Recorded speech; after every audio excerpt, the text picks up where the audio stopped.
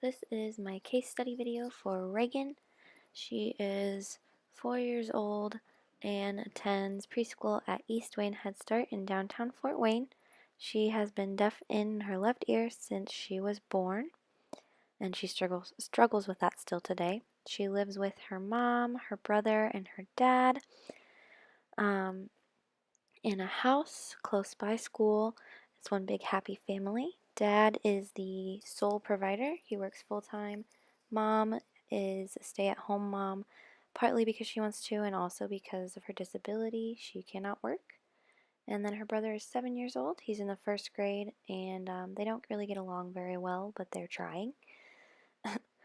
um, Reagan and her mother come to school every morning together. Mom drops her off every day, and that's a real struggle for Reagan. She typically, at the beginning of the semester, would end up crying and trying to run after her mother to make her stay, begging her to stay, crying and crying and crying for at least 15 minutes every day. At first, I discovered this to be an insecure, ambivalent attachment after reading Sorrels in class. Just because of her clinginess, she was worried about her mother not coming back, and she was very demanding of her mother, from what I could see in the mornings.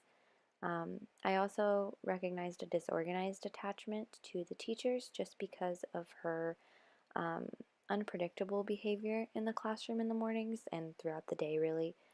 She didn't really seem to have much of a relationship with the lead teacher, especially. In the first family interview, I spoke with her mother about these issues, and her mother was really just worried about Reagan developing better emotional regulation, um, which I completely agreed with, and we worked together to come up with some strategies. I thought and thought about this, and I really felt that we should just focus solely on Reagan's emotions, since she didn't really seem to even understand what she was feeling most of the time. So, first we started with labeling her emotions, mostly when she was feeling them, so she really could understand them wholly. We would talk about how she was feeling and what that meant. And then we also established a safe house in the classroom, which was just a little white tent that any kid could use throughout the day if they were feeling unhappy or upset about something. And then I also began really talking with Reagan a lot and forming a really strong relationship with her, just so she would feel safe and secure in our relationship, and she felt like she could talk to me if she needed to. After establishing these strategies, I saw a pretty significant change in Reagan. In the past couple weeks, I've seen her not run after her mother nearly as much, and most days she doesn't run after her at all.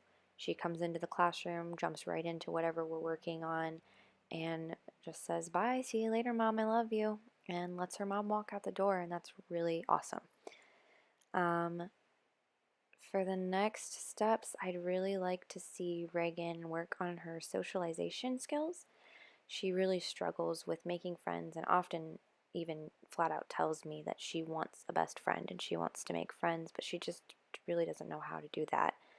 I feel that it has a lot to do with her being deaf in her left ear. A lot of the times I feel that the students think that she's ignoring them when they're asking her questions, when really she just cannot hear them at all and she wants to play, but if she can't hear them, then there's no way that she can respond to them and what they're asking her to do. Um, in order to hopefully help her, I think it would be important to educate the other kids in the classroom what being deaf means, and that Reagan isn't ignoring them, but she is just can't hear them and wants to play as much as they want to play with her. And also, maybe teaching Reagan some better listening or awareness skills could be important for a happy, healthy classroom.